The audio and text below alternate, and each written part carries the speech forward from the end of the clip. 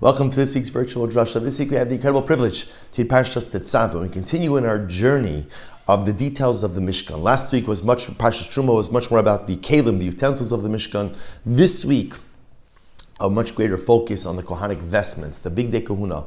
And we know, as we always speak about, these details are not simply historically relevant, but are contemporarily relevant as well. These details contain meaningful life messages and motifs that inform and shape the way we live to this very day. But this Shabbos is unique because there's a supplemental reading as well. This Shabbos, we read Parshas Zachor. Parshas Zachor details the story of our war with Amalek. It's a story that we're well familiar with. And the Parshas B'Shalach, the Torah tells us Klal Yisrael leaves Egypt.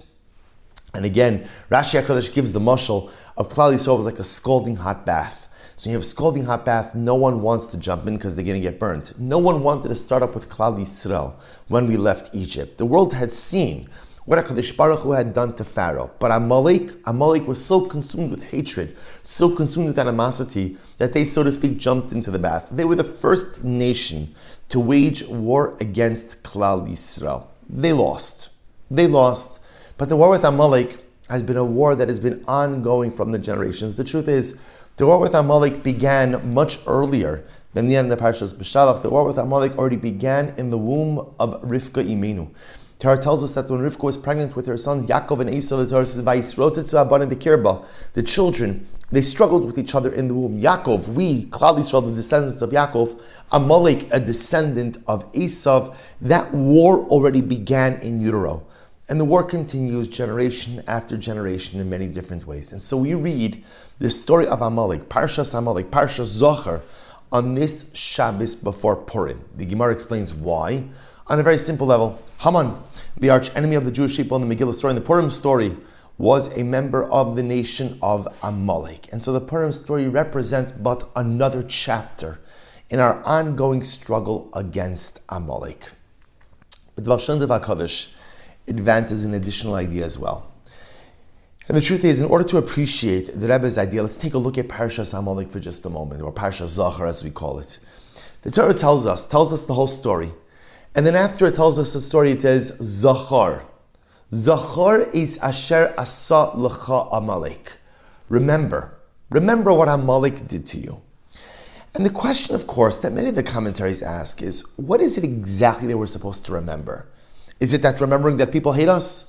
There's no shortage of reminders of that. Just this week, Klal Yisrael, we mourn 3 beautiful karbonos, 3 young men, so violently taken from us. That Klal Yisrael has detractors, that Klal Yisrael has enemies, that Klal Yisrael has people who want to kill us.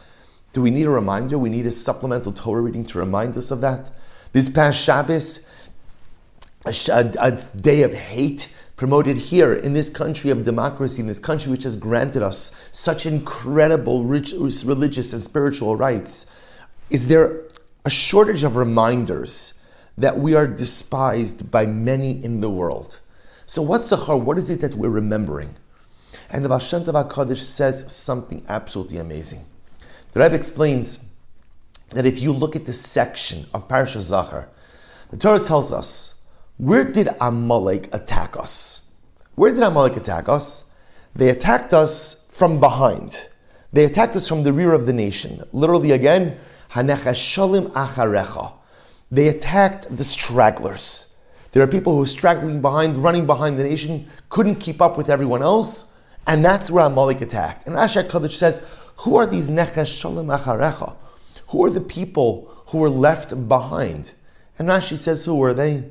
Zekanim, elderly people, cholim, sick people, right? Those shapaltu anan, that the cloud expelled them, maybe sinners.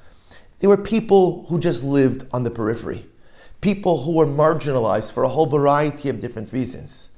So you have to imagine the scene. Klal Yisrael is moving, Klal Yisrael is traveling, but like in any group, there are always stragglers. There are always people behind who just can't keep up with everyone else. That's where Amalek attacked. Amalek attacked the stragglers. Amalek attacked the people who couldn't keep up with the rest of the group. And the Baal Shem Tov HaKadosh says something so incredibly amazing. The Rebbe explains, do you know why we read Parshas Zachor? It's not to remind us of anti-Semitism. It's not to remind us that people hate us. We don't need any reminders. It's a reminder to give ourselves musar. What's the musar? How did we allow there to be stragglers? How did we allow there to be people who couldn't give? How did we move on? How did we move on? You know what the image is? The image is, if imagine I'm there, I'm one of the members of Klal Yisrael leaving Mitzrayim. We're going. See, no, you have a family, Baruch Hashem. You make sure the kids are accounted for, the spouse is accounted for, my parents. Okay, the nuclear family unit is there. Let's go. What about the other people? What about the other people? What about people who didn't have family to look after them? What about the people who aren't as socially connected? What about the people who maybe the world looks at or our communities look at as different, peripheral? What about them? What about them? And the answer is no one was looking after them.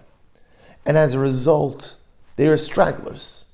As a result, they were just like shuffling behind the rest of the Kala. Everybody else was busy with their own stuff. They were just straggling behind. And Amalek sensed a weakness in the klal, a weakness in the achdus, a weakness in the cohesion. And that's where they attacked from. They attacked from behind. They attacked from the rear of the nation. They attacked the stragglers. That's where they attacked. And as such, says the Baal Shem Tov HaKadosh, now I know, I reread this on the Shabbos before Purim. What did Haman say to Achashverosh? You know, it's an amazing thing. A different topic. Haman never even identifies the people who he wants Achashverosh to annihilate. He just simply maligns us. And he says, Yeshno am echad mefuzar umefurat bein ha'amim. There's this nation and they're dispersed. And what does it mean, mefuzar? They're dispersed. They don't even take care of each other. Everyone is just concerned with his own mishpacha, his own family. Everyone is just concerned with his own bayis, his own home. And no one is concerned for the stragglers, for the nechashala macharecha, for the marginalized, for the peripheralized people. That's how Haman maligns us. And so on this Shabbos before Purim, we read Parsha Zachar, because the Alter Zayda Amalek attacked us for the same way. They sensed we just forgot about the stragglers, and they exploited that weakness. Haman exploited that very same weakness. And this is the Musar of Parsha Zachar, to get us to ask the simple question: are there nechashalim acharecha? Are there stragglers in our midst? And these stragglers, they could be in so many different ways. You know, sometimes, Chavra, even within a family, you could have a child who feels neglected. You could have a spouse who feels neglected, a parent. There are stragglers sometimes in a family unit, in a community. You know, our shuls are so family-centric and so marriage-centric. There are people who often just live kind of on the shoulder of shul, in the shoulder, right in the side lanes. Are there people who maybe are a little bit different? Are there people who maybe are peripheralized or marginalized for a whole variety of different reasons? You know, not everybody is in the in crowd, and not everybody has a whole group of friends, and not everyone is always invited out with multiple invitations for every single Shabbos meal. Are there stragglers within our midst? Are there stragglers in our community? Are there stragglers in our people? Are there nechashalim acharecha in our lives? And the Rebbe says that's why we read this parsha, because I hear this story and I realize, my gosh, Amalek was able to attack us because we made ourselves vulnerable. And we made ourselves vulnerable because we forgot about the stragglers. We forgot about the people who maybe aren't part of the in crowd. We forgot about the people who maybe can't keep up with everyone else. We forgot about the people who simply can't keep pace, for whatever the reason, with the rest of Klal Yisrael. It's so easy to be myopic, in our communal vision. To see the people who look like us, practice like us, have the same life status as us, and to totally block out everyone else. But that's not our job as Jews. Our job as Jews is to be able to see everyone, to be able to acknowledge everyone, to be able to embrace everyone. I don't have to be best friends with everyone, but at least my antenna have to be up to make sure that if there are any stragglers, I am doing my part to help out in some way, in some small way.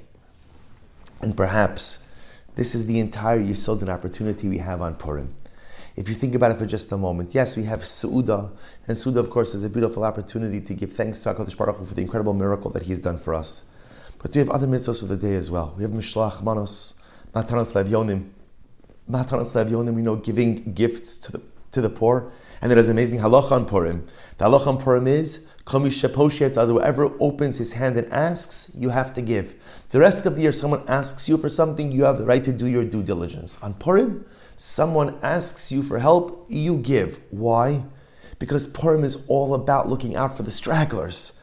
Purim is all about broadening our definition of inclusive community. Purim is all about helping those maybe who just can't keep up with everyone else. And we can use our Mishloach Manos in the same way. Dear friends, I say this in my shul all the time. I know my congregants are tired of hearing about it already. Your friends don't need your Shalach Manos. Your friends know that they love you. They know, or that you love them. Right? Whether you bring them Shalach Manos, don't bring them Shalach Manos. Think about people you could give Shalach Manos to, maybe, who aren't getting from a million different people. Sometimes I once heard a person complaining that they were out for a couple of hours on Purim Day. They came back and they said, I literally couldn't get into my front door. My front door, all the Shalach Manos. And they said this in a group. And there was a person there who I happened to know is just socially on the outs, for whatever the reason. And I thought, Ribono Shel Olam, I don't even know if this person gets 2, 3, 4 Shalach Manos, Mishlochei Manos. Give to someone who needs it. Your friends, they really don't need your stuff. They like I said, they know that you love them, whether or not they get your 4-tier Shalach Manos. It's beautiful. But the whole point of the Mitzvah Mishloach Manos is to be able to build bonds within Klal Yisrael. Who should you build bonds with? Maybe those who are struggling a little bit. Maybe those who are peripheralized, and maybe those who are marginalized. This is the avoda of Parashat Zachar, and this is the avoda of Purim. And the truth is, it's the avoda every single day. We are vulnerable when there are stragglers. We are vulnerable when there are people who are left behind. We are vulnerable when there are Jews who are living in the shoulder of the community. Let's do our part. Let's circle the wagons. Let's make sure everyone has a place. Let's make sure everyone feels loved. Everyone feels embraced. Everyone is a big word. We're never going to get everyone. But if we each do our part with someone, then together we diminish the ranks of the stragglers. We diminish the ranks of the Nechashala Macharecha. And if we don't allow any stragglers, Klal Yisrael is strong. The wagons are circled, and Amalek doesn't have an opening. Hashem, to look out for one another, to embrace one another, to love one another, to bring each other close on this Shabbos Zachar and Amir Hashem on this Yom Tov of Purim Haba Aleinu L'Tova. Wishing everyone a good Erev Shabbos and a beautiful Shabbos Kodesh.